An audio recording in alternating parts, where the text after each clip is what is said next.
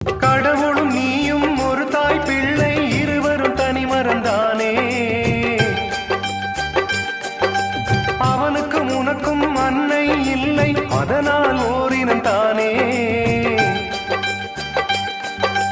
நதி என்றால் நுரையுண்டு, வாழ்வென்றால் குறையுண்டு.